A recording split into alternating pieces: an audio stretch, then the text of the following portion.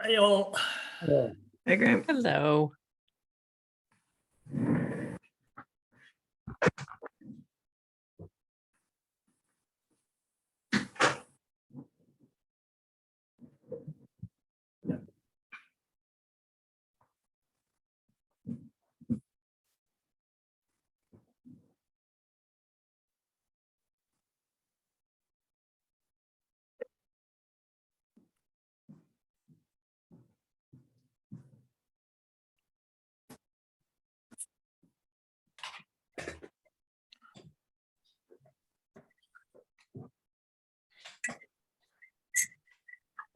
Steve, on my computer, you've seized the floor. You're Graham, on my computer, you've seized the very odd. Okay. That's, All right. Well, the gang's all here, Oh, yeah. so let's get going. So first item of business, as usual, approve the meeting minutes, this time from September 21st. Can I have a motion? So moved. second. Okay. Great. All in favor? Aye. All right. Aye. Wonderful. Aye. All right. Graham, what's happening at the hut? Let's see. Nothing has eaten any peanut butter, so there's no peanut butter critters in there. I checked as I always do, whether I report it or not. I checked the gas in the bottle for the generator is always seems to be at 65%. Either the meter doesn't work or that's what they refill it to. But anyhow, Yeah, no, that's in my understanding, that's pretty typical for all the propane tanks that I've ever owned, where the most they fill them to is 75. Okay, yeah. You never see 100% on a tank. Yeah, maybe they're explosive at that point or something. But anyhow, so yeah, I never worry about it because that's still a lot of gas in a bottle. So yeah, nothing unseemly. I do notice that it seems like Sheld is testing in our hut in a little pile of new things that have appeared. It's like they're testing 4 ONTs all the time. Which someone we can ask one day when we talk to a shelter person. It might be because they're looking to the end of the lines on the 4 different quads. But anyhow, it's interesting to see 4 ONTs being burned in essentially, or either that or testing the line as test lines. So nothing else. The hut temperature was right, and everything looked hunky dory. Excellent. Oh, actually, I have one question. That is, I to stop wasps flying into our storage box, I used a piece of plastic with duct tape, but it's not quite heavy enough. So then I had to put a ballast rock on the bottom of it, and it looks pretty horrible. If anyone has a piece of acrylic, 5 inches wide, about 7 or 8 inches long, I'd come by and pick it up. Does anyone have any acrylic, plastic, clear material like that? Where does it go, Graham? It's hanging in front of the the padlock on the storage box. It's covering that. It's acting like a weather flap, but really it's stopping critters flying in and out past the padlock. So it just has to be about yay big, and that happens to be about 4.5 inches wide, and that would be ideally about 7 inches long. Anyone have acrylic, clear plastic? How thick does it need to be? Only 1/8 of an inch, not very thick at all. Just. But you couldn't use. I mean, I'm thinking I've got some plastic sheet protectors, like 8.5 by 11, but. Yeah, it needs to be something that won't flap in the wind. And oh, okay, yeah. Okay, so I'll find something at Home Depot sometime. Yeah. Graham, I have some 1/4-inch plexi. There you go, plexiglass. That's what it is. Yeah. Yeah. No, Yeah, okay, great. I think I have those sizes. I'll have to sort of poke around a bit. By the time I get to your place, one of these days soon, you'll have found it. I'll bet. Yeah, I bet. All right. Okay. I just figure it's one of those things that people just have, piece of, in the pile of stuff. So, okay. I thought maybe, Craig, that you might have some lab plexiglass. We have it all over the lab, but Yeah, right. Yeah. But you can't steal it. I know. installed. Yeah. Okay. All right. So in terms of like maintenance and service reports, I'm still waiting on that for the month of September from Sheld. We've been going back and forth about formatting. They're trying to match that with their billing system to make it easy so they're not generating redundant reports. So it's nothing big or unusual. We've had, believe it or not, a couple of more installs. So that's that's good news. There was one like fairly expensive repair for a drop that was around $2,000, but nothing big for maintenance.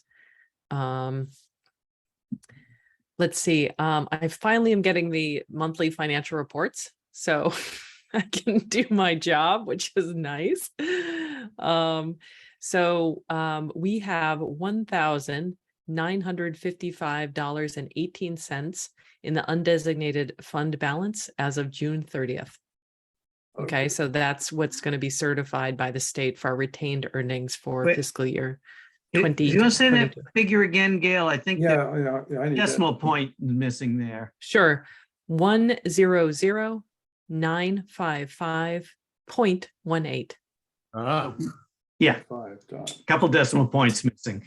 Yeah, 100,955.18. Good. Yep. And other good news, I finally heard back that in our payment tracking of our incoming funds that since the start of the fiscal year, we have received all payments to date from Crocker. So that's good.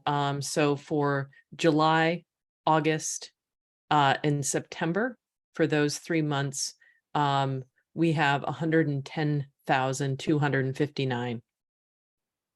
So all good and expected. This is more than we bargained for in our budget because we collected essentially 2 more additional months of full-on MLP fees before the reduced fee came in, if that makes sense, right? Yeah. So, Yep. And because we built the budget on the reduced fee, but we knew there was going to be 1 month at the higher rate, and that was just part of the cushion that I built into the budget. That even though we were reducing fees, we were reducing for 11 months, not 12. So now we've got, is it 1 additional? No, 2 additional. it's for all of August and all of September. All of September, yeah. It was just going to be July, so Yeah. So that'll put us in very good shape a year from now. Yep. Wait, the 110K is August and September? Is that what is that? Correct. 110K is August in September. July. Sorry, July, August, September. July, August, okay. Yeah. Yeah, because, Crocker didn't bill anyone as of September 1st, okay. Right. So that September number that I'm adding in there is Shelled. Oh, so Shell just cut you a check essentially, based on what, a small check probably. It's coming. It's- We have to do everything over mail because it's an MLP. There's no direct deposits. So Oh, really? yeah. It's interesting. So anyway, I'm working out with Ryan how this is going to happen. But yes, the money's coming. The check's in the mail. Oh, okay.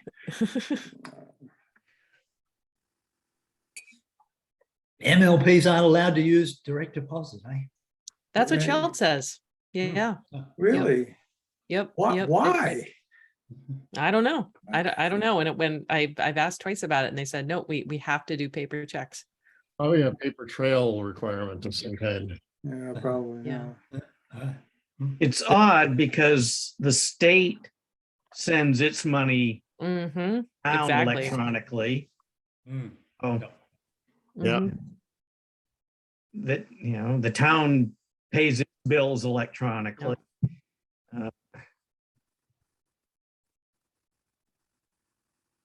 All right. Some other like just random things. I heard from our friend Bill Ennin, who works from the state for the governor, and apparently they are planning on a 53 town celebration to celebrate the end of broadband.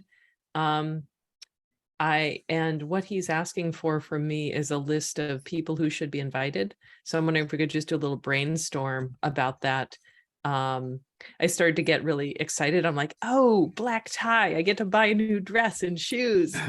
And asked him about that, if I needed to start shopping for a new dress. And he said, don't get too excited. It's probably going to be like 1 hour in an afternoon weekday.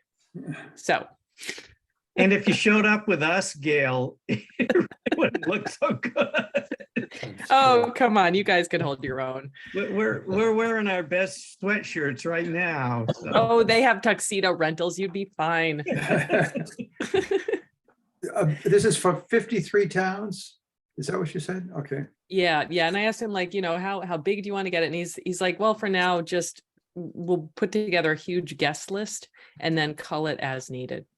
So, he also said we can include affiliates if we want, affiliates and vendors. So obviously, the 5 of us.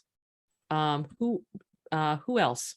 Who else? And I was thinking to invite Asha. Yeah. Mhm.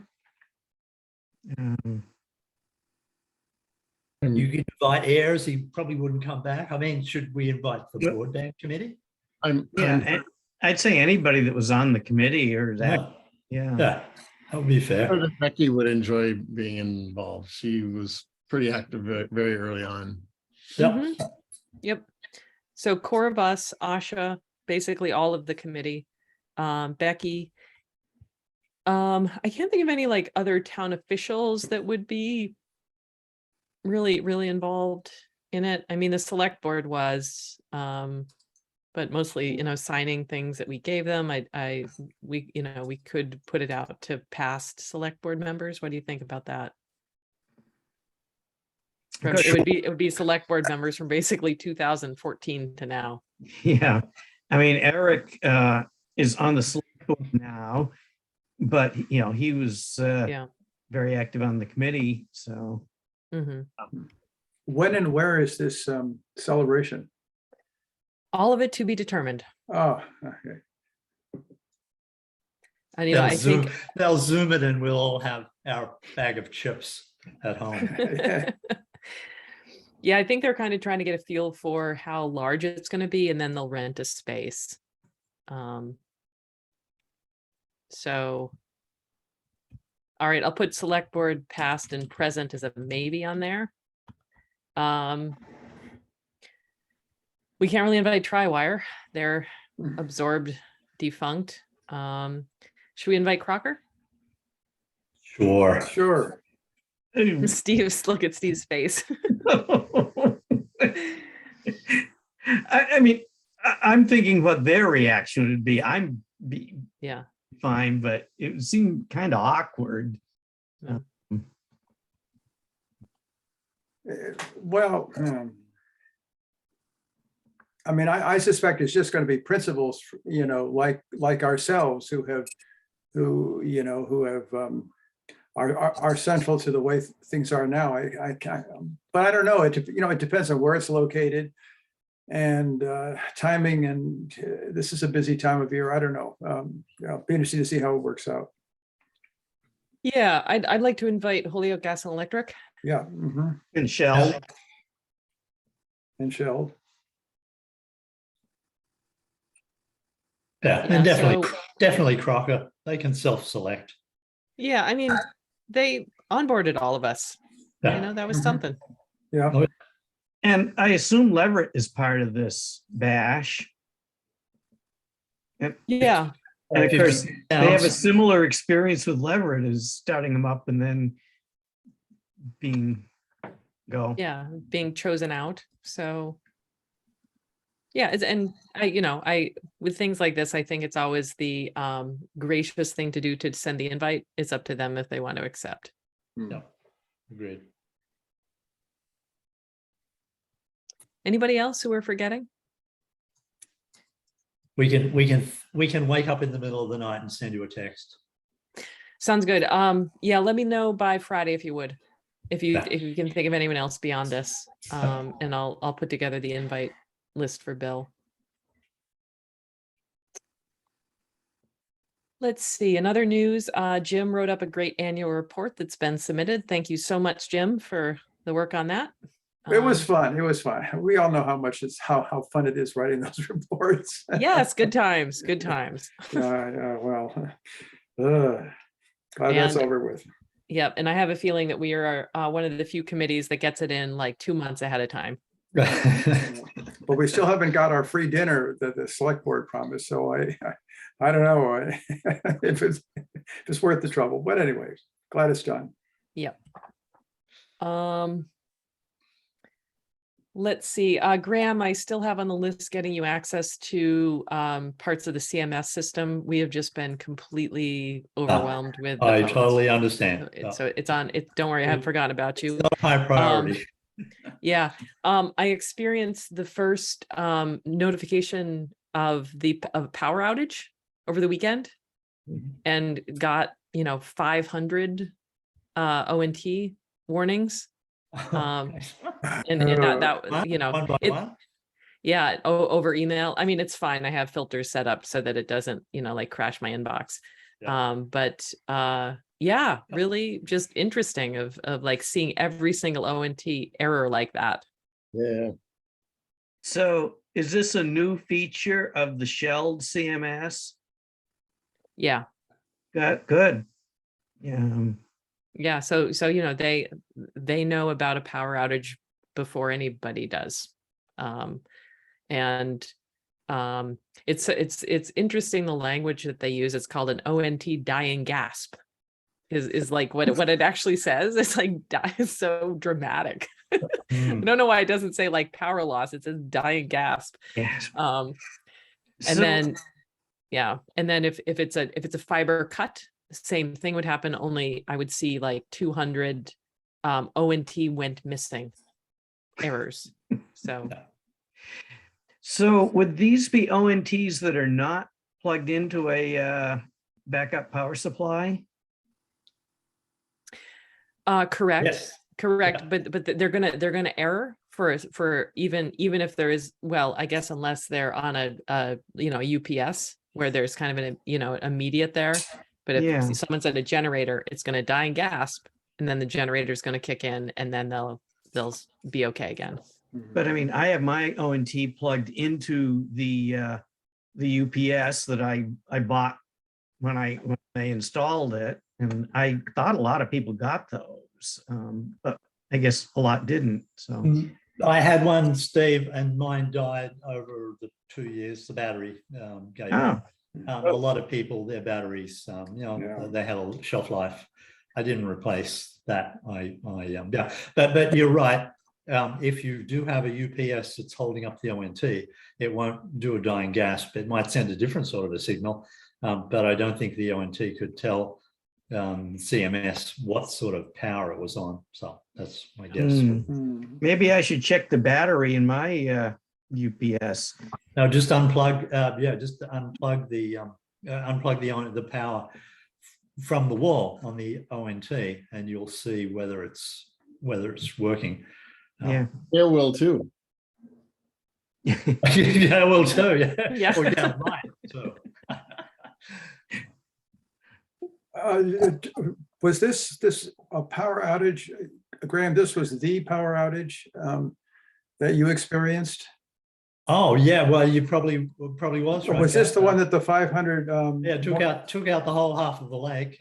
You must have lost your power, Gal. or No, your- no, Yep, no. I did. Yeah. Yep, yeah, you're on okay. the other Yeah, side of the our lake. the lake definitely lost it. Jim, like you said, you've moved on to the right feeder. Very Yeah. strategic. Yeah. It was worth getting a new culvert just to make you more secure. Yeah, well, And, It and I'm still is- saying, don't count your chickens before they hatch on this feeder. We plenty of power outages on this side too, so. mhm.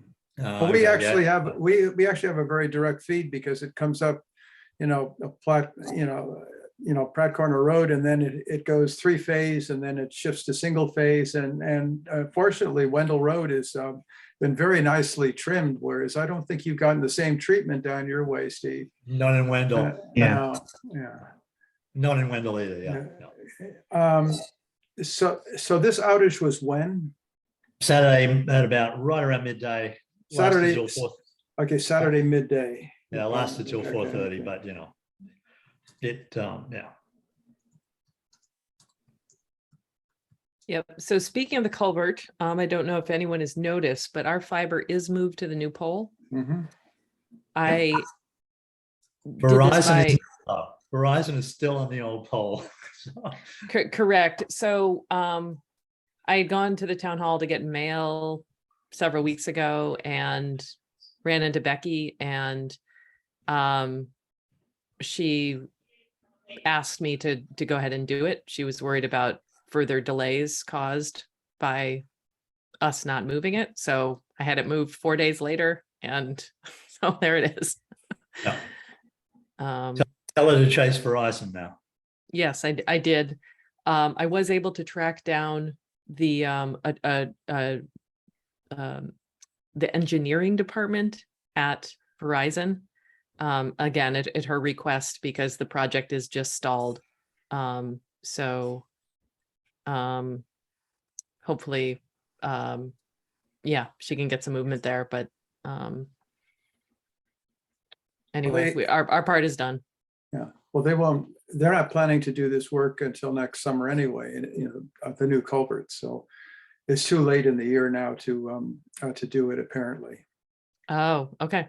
So. Because Leverett just did their culvert down Shutesbury Road. And Yeah.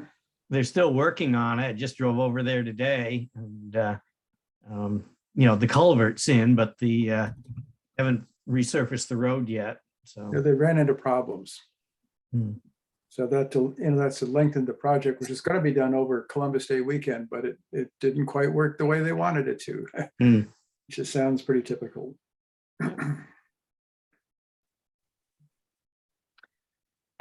All right. So our transition.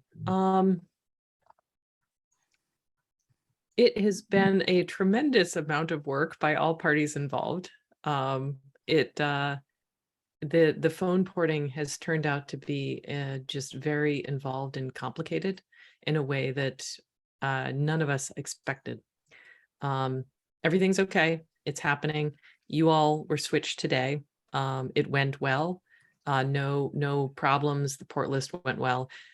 It's only 15 customers. So this was our test case. We're going to do the next batch of about 140 something next week, and then 4 more after that. And one of the complications is that the lists that we got from Crocker were not well maintained about just kind of like which numbers they had and who they belong to.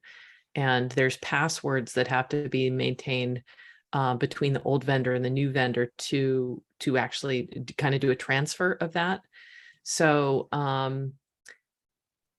the lead engineer has gone through and manually checked all 514 phone customers.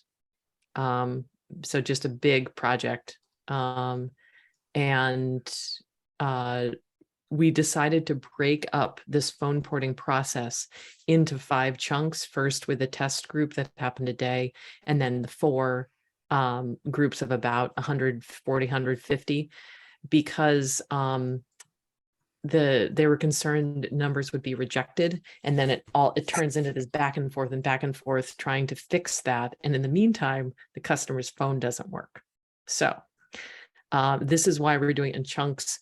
Also, customer service wants to make sure that they're available for any questions, with voicemail and things, and they'll have more availability if they can parse this out over a month instead of doing all 514 phone customers all at once.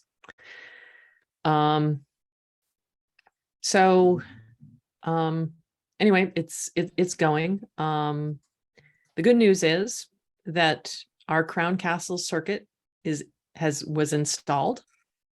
Hallelujah. It's good. Holyoke Gas and Electric is testing this Friday, and they'll do more testing next week. So conceivably, the circuit's ready to go by the end of October.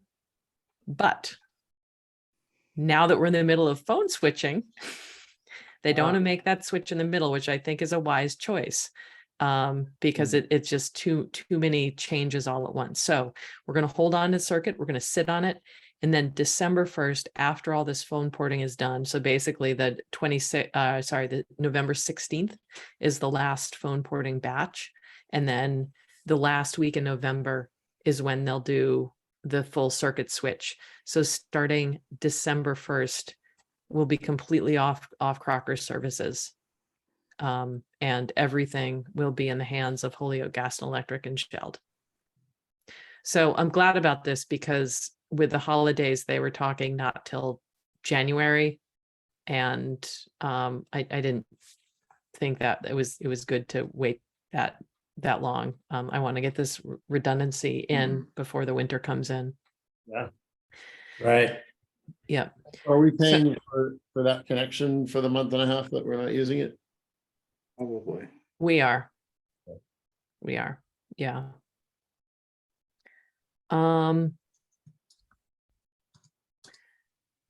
So so I have a financial thing to talk about with all of you.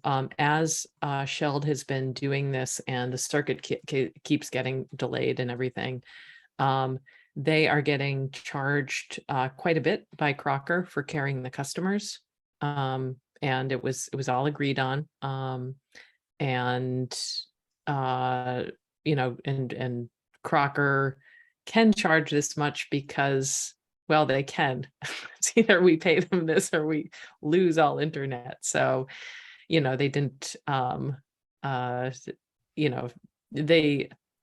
they took appropriate business advantage of their leverage in this. And, but what that means is that with the revenue that Sheld collected, minus what Crocker is charging in a per customer fee, minus our MLP fee, which, if you remember, we negotiated so it would not we'd still take in the $38 per month per customer. Sheld's take for the month of September, their revenue earned after all that was done is $1,800. Wow. So this was not what they expected, and they have been working their tails off for this. And so they've asked if we can work something out, and I tend to agree with them that we should consider giving them more money for this. And so the difference between what they would have paid to Holyoke Gas and Electric and to Big River for the phone services versus kind of what their take is on Crocker, the difference, they say, is $7,500 per month or per month. So the question is, they floated the idea, the ask of $7,500 per month for September, October, November, so 3 months.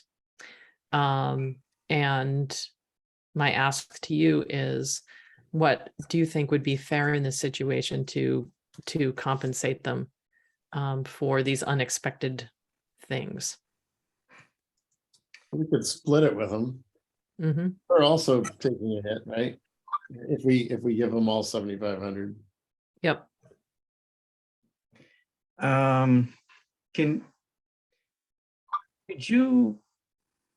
Could you put this in writing, Gail, and send it out to us? So it could, yeah, I do better if I have something in print in front of me. I don't think, Yeah, can I put it up on the screen, or are you asking for more days to talk about it or think about it? yeah, I mean, I don't think we need to decide immediately. I think we do. I think it would be better to decide as a group, because if not, we're gonna have to put this off till the next meeting, which is in November. Month. Yeah. So, I mean, we could certainly call it another special meeting, but because this isn't we're not talking about hundreds of thousands of dollars.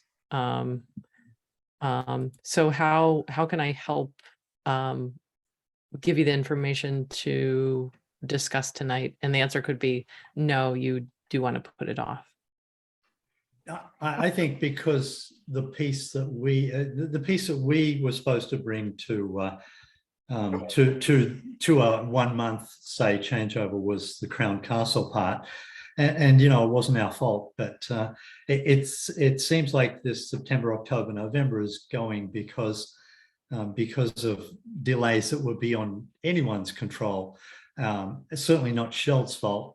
I think that as Craig said, either split the lot or maybe split September with them, because they were going to have one bad month, and pay for the extra on October, November, it's an unreasonably long changeover, and it's not Shell's fault. Not our fault either. No, Yeah. it's nobody's fault, but it's something that couldn't have been anticipated by anyone.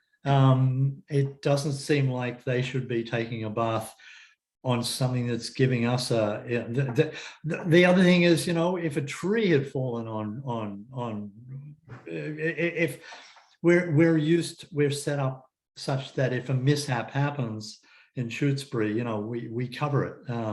This is a mishap of a quick cutover turning into a 3-month ordeal, and I think that it benefits us. We wanted to get off of Crocker. I think they've accommodated us in ways that are pretty pretty good. So Yeah, I think. Yeah, sorry, go ahead, Steve. Well, this is a significant expense we're talking here. I'd like to be able to look at the budget to see what we're taking this out of, what impact it has on our budget. That's why I don't really, I'm not really comfortable making this decision right now without more in front of me. I'd like to see what it is that Shell is paying to Crocker. So where they come up with that $7,500 a month figure. Yep. We're not gonna. So sorry, we're not gonna get the exact number there, because it's proprietary on their end of how much they're paying per their vendors of Holyoke Gas and Electric and Big River for the phone. But they're not. we know how much They're not paying Big River now. They're paying Crocker. Isn't that the problem? Yes, but during the switchover period, they have to pay both. No. Now that the switchover has begun. Correct. And we know exactly what they're paying Crocker, which is a lot. It's quite a large proportion of that. Yeah, I mean, Do we know that? we do. They sent me the invoice that Crocker sent them. The gross revenue collected by Shell was 54,000. I'm just going to round to nearest tens of thousand. Crocker took 23,000 of that. This is for September? Yeah. And they paid us 29,000. Hmm. So the phased switchover is something they should have anticipated and built into their cost structure. This isn't a surprise, right? Crown Castle had a schedule that was way No. months. I'm talking about the phased phone rollout, right? That has nothing to do with Crown Castle. That has to do with the fact that they don't want to onboard 500 people all at once, right? Correct.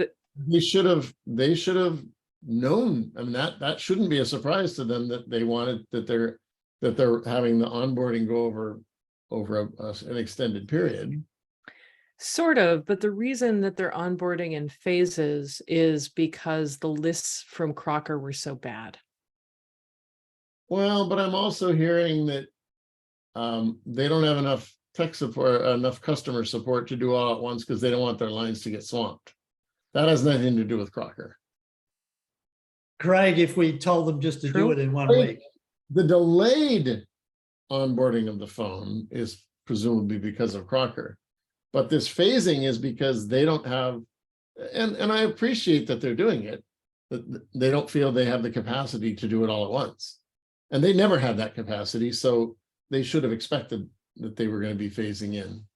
You follow? I do. Biggest expense, I think, is the Crocker part, which is going for what, 3 months at the moment. It's going to go right through November. I'm only that's- talking about the month and a half of phasing. I'm not talking about the whole thing. Right. Okay. Yeah. Yeah. Yeah, I'm not opposed to making an accommodation here, but I mean, they're asking for $22,000. That's a significant expense. And I want to think, about what we're doing here. It's a big decision to make. And Gail, when you say, well, we can't get certain information because that's proprietary, it's in, well, hey, if you're asking somebody, to make a payment that's not in the contract, I think you have to put all your cards on the table and not say, well, we're telling you it's costing us this, but we're not going to show you the details because that's proprietary. It's like, sorry, if you're asking us sort of as a favor almost to make a payment, I think you've got to show what you got hit with here. Yeah. And it's not like we're the rich part of the partnership and they're the poor part of the partnership. We're all MLPs, right? I mean, yeah. And, there could be a question, well, we have a contract, or it's not a it's an intergovernmental agreement, but it's effectively a contract that says we'll pay so much. And then, an auditor looks, well, wait a minute, you just pay them another 22,000. What's that about? So I'm a little uncomfortable. I think our transition agreement, accepted, Steve, pass on costs. They could pass on the additional months of Crocker fees that are caused mostly by Crown Castle not being not making it until December 1st. Well, again, I'd like to actually be seeing that in print in front of me before I make a decision. I'm not doubting what you're saying, Graham, but it's Gail, how is it do you have the worded? invoice? Gail, did you say you had the invoice from Crocker that they had to pay? Yes. No. Can you put that on the screen, Gail? Sure. 1 second. Or forward it to all of us, maybe. Okay. No.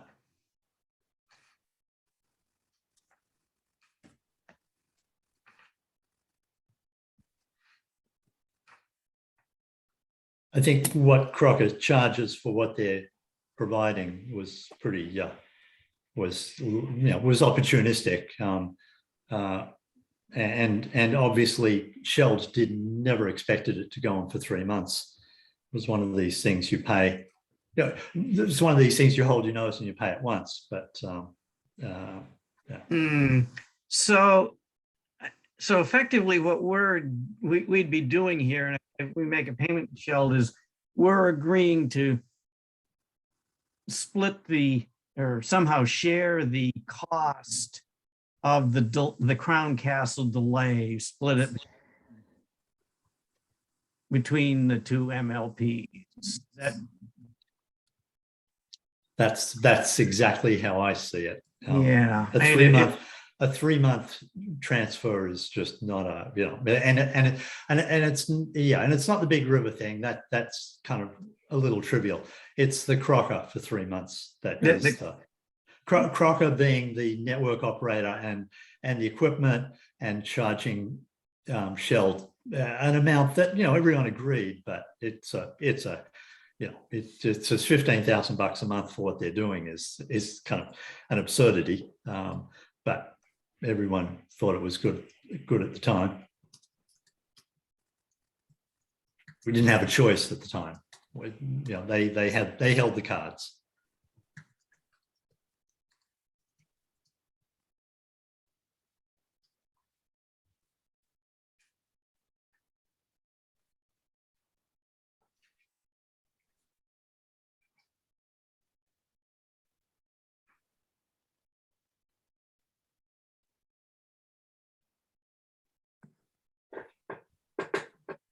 Sorry about that. I did.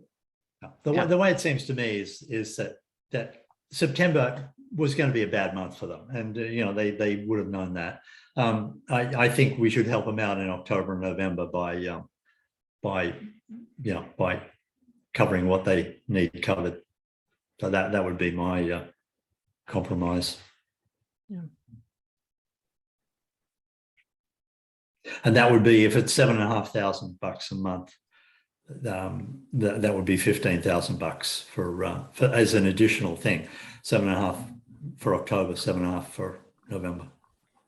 Yeah, tell you what, it sounds like Steve's made a request to see the numbers, so I will send those out, and I may reconvene a quick meeting next week if this is urgent. Again, it could be 10 minutes. 20 minutes something, and if not, we can just kick it forward till November. Sound good? Sure. Fair enough. Yeah, let me just ask you, Gail, why you indicated that Shell really wanted something soon on this. Can you elaborate on that, or? Well, just that I know that they want to know what their finances are regarding this.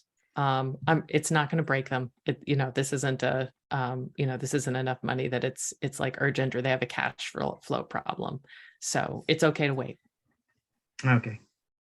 I mean, I assume whatever we pay here would come out of our emergency reserve fund, the extraordinary and unforeseen line item would be how we would pay that, which we appropriated essentially nothing to, because we're using the FY21 retained earnings, which I'm just looking up here, was 73,459. Well, not necessarily. It could, they could just hold back some of the MLP fee every month and not pay that forward to us. That would be another option, because of the check, they're actually waiting on a W-9 form to give us September's payment and the paper check and all that. So I wouldn't like that procedure. That was like when we first got up and running with Crocker, and there was talk, well, gee, Crocker pays us and then we pay Crocker for their expenses, and couldn't we just do it like they pay us less, they deduct it. It was like, no, it's better. You've got income, expense, and keep they go in a different place on the accounting ledger. So I think it's better that we keep our income shown as income, and then this is an expense. from an accounting standpoint, I really think it should be separate. Otherwise, it's, well, wait, why was the income lower here? Yeah, it's a changeover expense. That was, and Yeah. I remember we talked about the possibility that there might be additional changeover expenses in a previous meeting.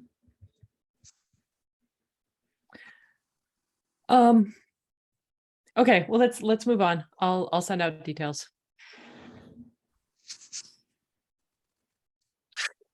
Let's see.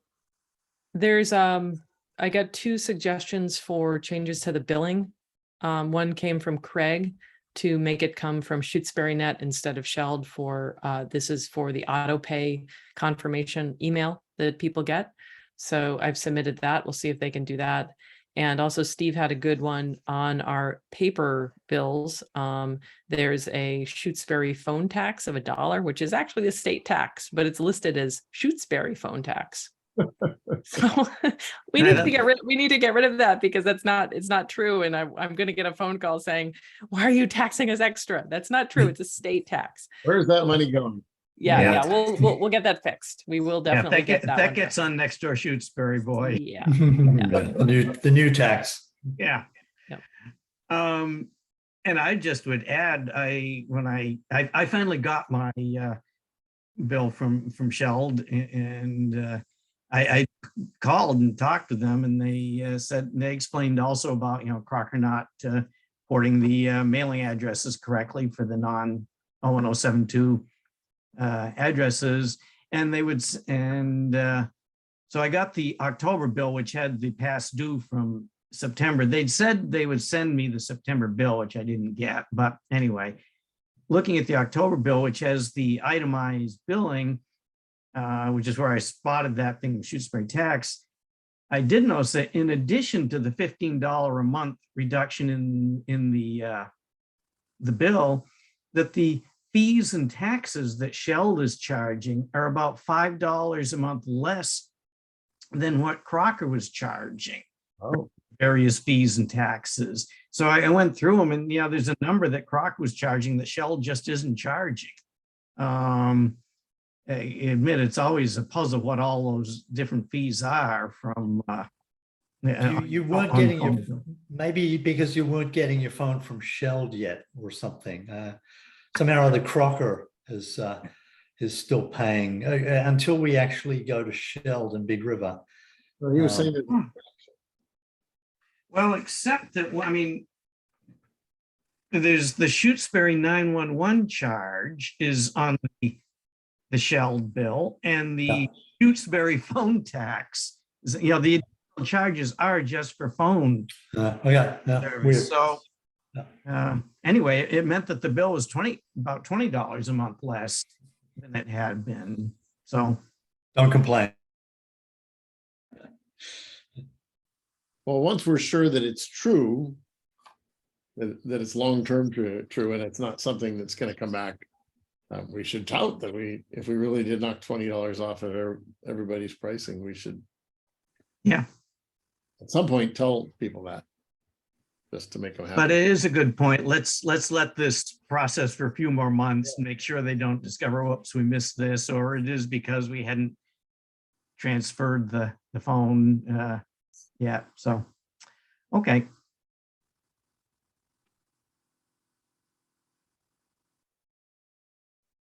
All right, another plans for the future. Steve brought up a good point of that there's a lot of network pathway questions that I don't think any of us have a good really understanding of. I know I don't, of how this all works together, how Big River fits in, where are the actual fiber pathways. So when all this phone stuff calms down, when we the circuit is switched entirely in December or January, I'm going to put this on the list of a to-do item in the new year to get a crash course from likely Holyoke Gas and Electric and maybe Shelled, just really explaining this. I know they put diagrams up and everything, but honestly, I still don't get it. And I don't know if it's because I'm really dense or it just hasn't been explained properly, or maybe both. But I think it would help us all to just understand these pathways and how it all works together. I did ask some more targeted questions about how things work with Big River, and I have some good news there. Believe it or not, they have an L2 direct pathway to Missouri, to Big River, a layer 2. So they own Who all has that? Shelled. Shell. Oh, yeah, Shelled. perfect. Yep. Yeah. Yep. So they own all of the routers and switches all the way there. They have full control. If something happens, it's an automatic instant failover to the wider internet. So this is a very, very secure. I was shocked. I was shocked that they had this, and it was actually tested last week. Their L2 line got severed to Big River, and it immediately switched over. Customers didn't even notice it got repaired. And not our customers, we weren't on it yet, but they're Shelled customers. So that's really good. Very good. They tested it. Yeah, right. They went through a full test. With an axe. Yep. Good. Yep. All right. Just looking over my list here.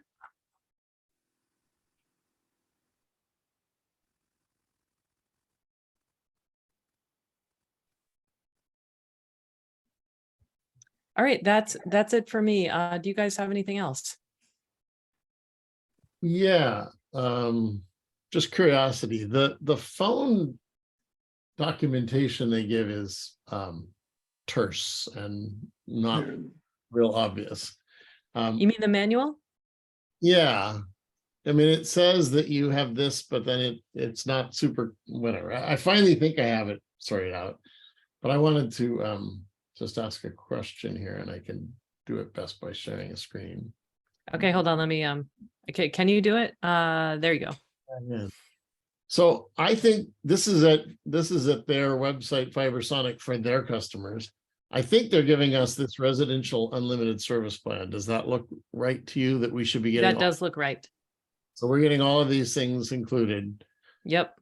In the page for us for the phone service, it just says call them about the a la carte features. But here they have them all priced out. So it'd be interesting to know, are these actually the prices that they would charge us as well?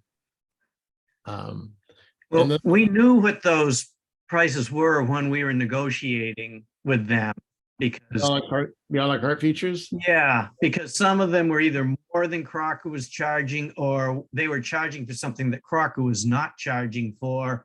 And we had Gail negotiated them with them, and they weren't agreeable to limiting those, but that's when they dropped the phone charge by $1 a month across the board as a sweetener to us, kind of compensate for those higher a la carte charges. Okay. Am I stating that correctly, would you say? I would. Hold on. Let me pull up the phone services comparison. Because if I were a customer, I'd rather be able to look at a listing like this rather than having to call Sheldon and say, well, how much is this and how much is that and how much? Yeah. We got a Shutesbury bundle that included a few of them, therefore, without having to pay a la carte. But I like this presentation, makes it a lot more clear exactly what we're getting. And Yep. but of course, we want it specific for us to not include the residential basic, because we're not. Yeah. What do you suggest, Craig? We could post something like this on our website. We could ask for them to redo the manual. Yeah, either way.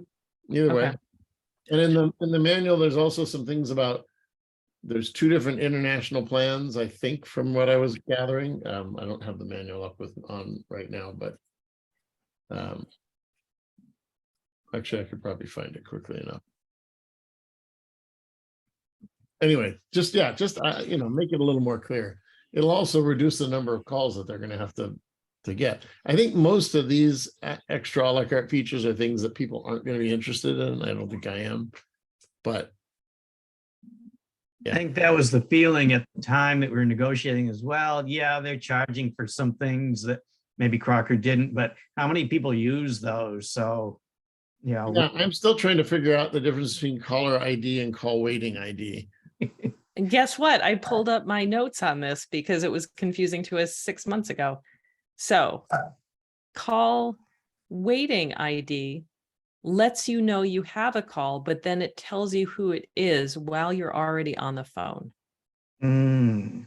Otherwise, regular call waiting does not tell you who's calling, but that's well, I guess Crocker already does that. I've seen that. But for them, it seems like if you want to see who it is that's calling, you have to pay the $1 extra. Well, that is something that might be interesting to me. Yeah. So we did have that. I had it highlighted as $1 is the one feature that people may want. Because there's also some distinction between caller ID and caller ID something name or something, which I think is in their documentation. And then that gives more information about who the caller is. And if you have a little device, it will give you more information, but that's an add-on. So I'm wondering if the call waiting doesn't actually tell you the phone number who's calling. It just doesn't give you anything more than the number, but I might be wrong. I don't know. Well, and obviously I'll do the experiment on these things. So. Oh, someone phone Craig right now. And then and then somebody else phone him. Yeah, no, that's what it needs. Yeah. Right? I just wait and let the experiment happen organically. Yeah. So we are not, call waiting ID is something that folks will have to pay for. Is that what I'm hearing? Yeah. Correct. Okay. Correct. That you have regular call waiting, just not call waiting ID. Well, okay. Yep. And I will, I've made a note to post these features on the website, on our vendor switch page to distinguish between what's included and what's an extra charge. Great. And I expect I will be getting some complaints from some people who all of a sudden have to pay for this, but knew that was coming. Yeah. Yep. Oh, here's a question. So have you all have set up your voicemails, right? I got started on it like 10 minutes, 10 minutes before the thing. I didn't finish, but yes. Okay. Craig, I'm going to take over screen share for a second. Yep, go ahead. Do I have to unshare? No, you're good. So I have gotten some feedback. Jim sent me something. One of our testers group sent me another thing. So this is what the directions are right now, right up here.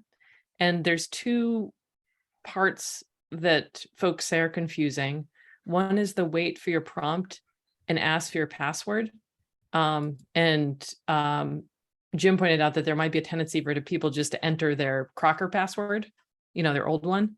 And then the other place is if you actually enter the last 4 digits of your phone number and then press the pound key, and then it says repeat step 4. But if you do this and press the pound key, nothing happens. You shouldn't press that pound key. And does anybody, I've only heard this from one person, but is that right? That's what I encountered also. I hit the pound key and Great. I think I got kicked out of it or something. And then I had to start over again.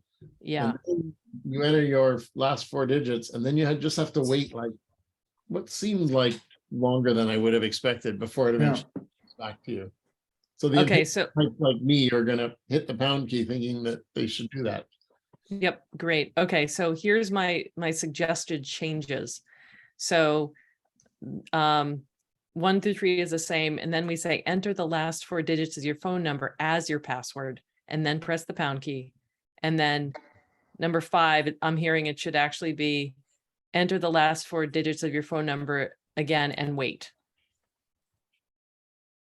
I think so. Okay. And wait 3 seconds. I'm 5, just in case. I don't know that it was even that long, but 3 seconds sounds like a long time ago on one of these things, Yeah. right? Wait a while. Wait. And wait. Wait, how do we say this so it doesn't sound weird? What, wait for a prompt? Is that? Eh, Yeah, because it'll Yep. come back and talk to you, right? Wait for the prompt. Yep. Okay. So how did these directions strike you on the bottom? I think that's good. Okay. All right, great. I'll revise it. And I'm gonna be sending out emails to all of our testers asking for more feedback if anybody has any. I'm going to ask the same question that I asked 3 years ago when we first set up, and I got an answer and I don't remember. So I'm going to ask again. I have a answering machine on the phone. I mean, it's a little phone system with the handsets and the base answering machine. So I still use that. And I never bothered set up the voicemail with Crocker. The voice answering with Crocker. So is there what's the advantage of setting up the voicemail with the phone service? If you're on the phone, Yeah, Steve, you yeah, won't yeah. get a message. You What won't was that?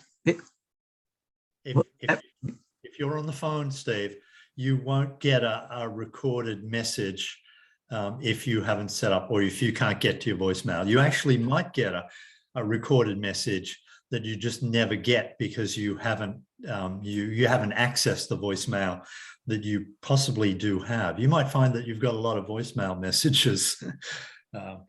waiting for you. So if somebody calls while I'm on the phone, while I'm using the phone and I don't have call waiting, but if I don't have the voicemail set up at all, then they're just going to get a busy signal.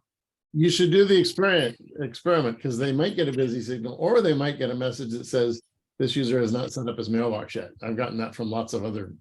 Yeah, yeah, you could experiment. Yeah. Okay. But so the advantage is that you can get a message.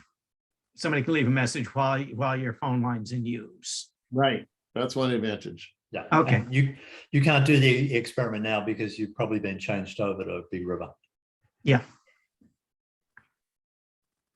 Graham, could you, we were talking about some other little pieces of information to add on the phone just before, about an hour or so ago, well, hour and a half or so ago. About On the instructions. Well, the instructions, you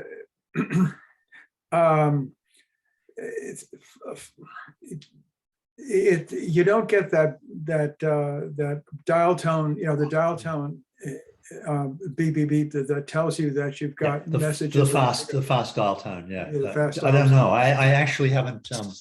I haven't done that experiment yet myself, so I don't know. But you might. Yeah, you're probably right.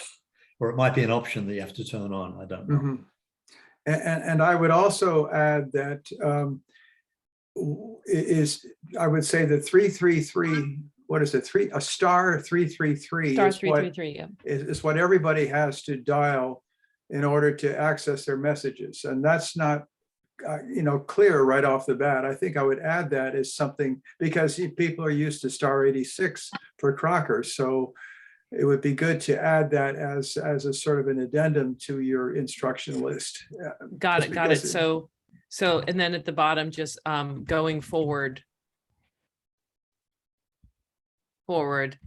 dial *333 to get to voicemail. Yes, yeah, I think it, that'll help clarify the difference between Crocker and Big River. I think that's important because I was wondering about that. I mean, I figured it out, but I think people would like to know that. Yep.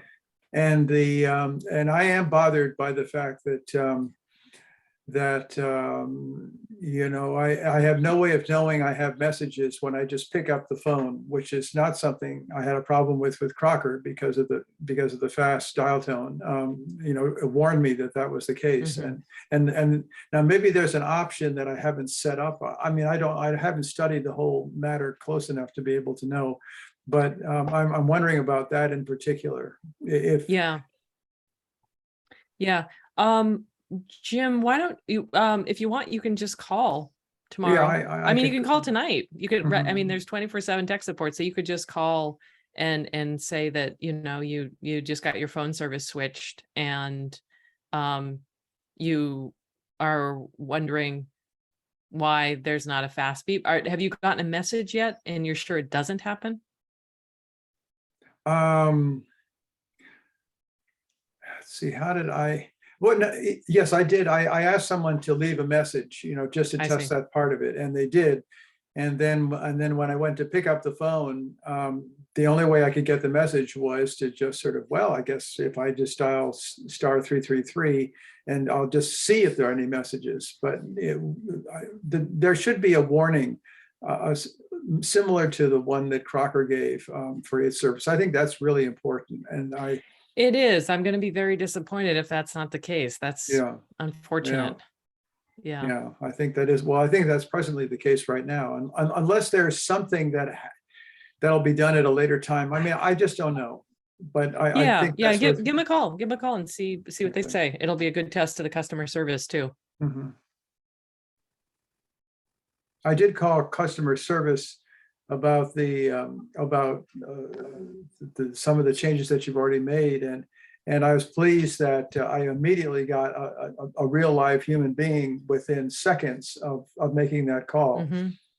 So I thought that was good news. But then again, there weren't a lot of us, you know, in the middle of all of this setup stuff. So maybe, well, let's hope for the best.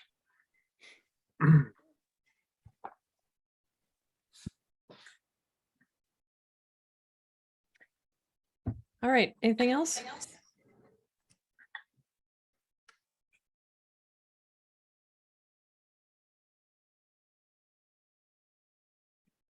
All right. Sounds good. I guess I'll talk to you all in about a month. Okay. Hold on. Let me course. check to make sure we're not on Thanksgiving. No, you're not. Nope, we're good. Okay. I'm actually not going to be with you next time, but. So. We I'll will be- miss you. Hope you're somewhere good. So But Gail, you're but going to tell us the Crocker bill and what, okay. Yep. So we'll probably talk sooner. Likely have a special meeting sooner. I'll just ask them how urgent this is. And if it can wait. Okay. Okay. Yeah. All right, everyone. Have a good night. Good Bye-bye. night. Yeah.